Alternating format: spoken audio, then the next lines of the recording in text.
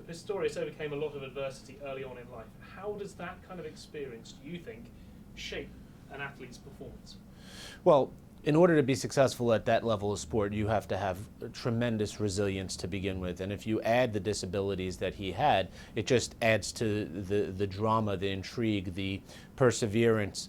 You know, you can't get through life without facing adversity. You can't get to a level of competitive athletics without diversity. If you have somebody who was born with congenital deformities and wound up having his legs amputated. And in fact, he didn't even plan on running track. He was a rugby player, and after he had a serious injury, he started running track as part of his rehab.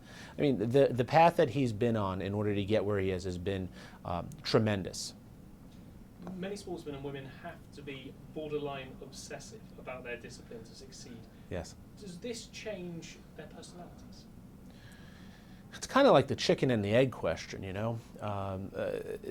The question is, do people become self-selected? Meaning, if you don't have that obsessive quality to you, will people just drop out?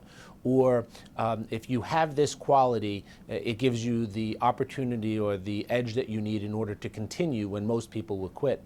I think there's so much individual differences. You know, most people are getting involved in sports at such a young age that their personality is being formed in the first place.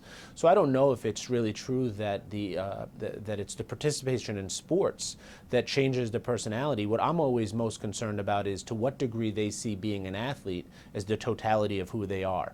Because if they see 100% of who they are as the athlete, well, then they're going to be at greater risk for fall from grace when their athletic career comes to an end. Much was made in marketing surrounding Pistorius of his need for speed, with a Nike advert even calling him the bullet in the chamber. But how much effect might that have had on his own personal psychology and the way that he saw himself? Well, I would say that from an ad catchphrase point of view, bullet in the chamber, given what's happened, is probably one that they wish they could take back. But the idea of having someone with this explosiveness is good marketing. And I think that the thing that people need to be more mindful of is it's the celebrity status that makes it so difficult. Athletes are not prepared for that. I mean, we give them massage therapists, nutritionists, the best coaches in the world, but the psychological toll and the skills that are necessary in order to manage that celebrity status is tremendous. So if you think about how much work and intensity goes into their training regimen in order to get there, it's unbelievable.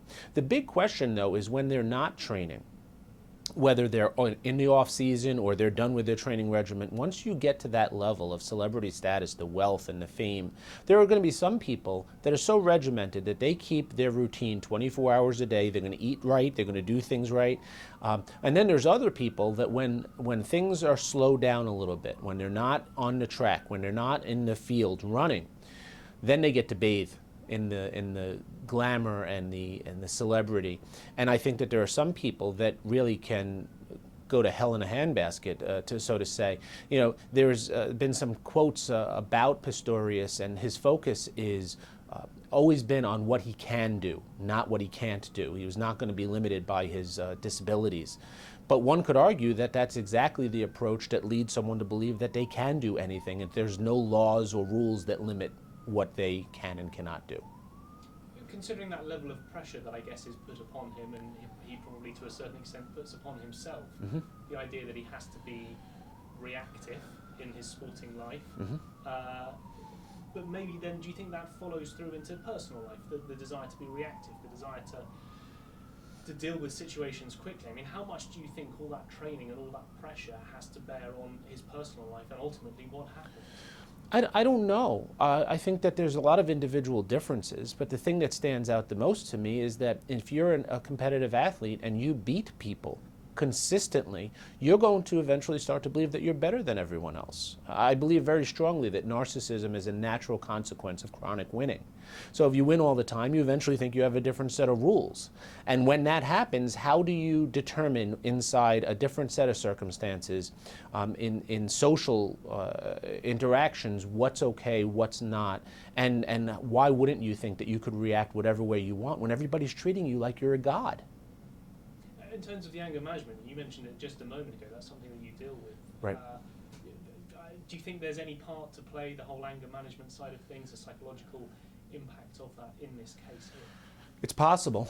There's been some reports that he's had some times that he flew off the handle and was a little bit aggressive towards, I think, a man who was dating an ex-girlfriend of his.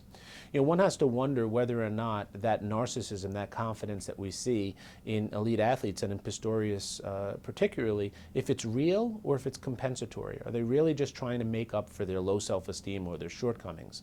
Because one could argue that even though on the outside they're able to play the role of celebrity and they have the world by the tail, that inside they're very fragile. Now, if that's the case, if they are fragile ego type men, then they're going to be susceptible to slights that they think might be a challenge to their manhood.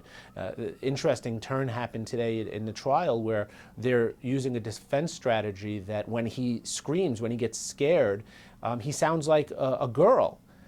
It's an interesting defense for uber male, world-class athlete, now is facing potentially the rest of his life in jail, and the strategy that they use is saying, well, when he gets scared, he acts like a little girl.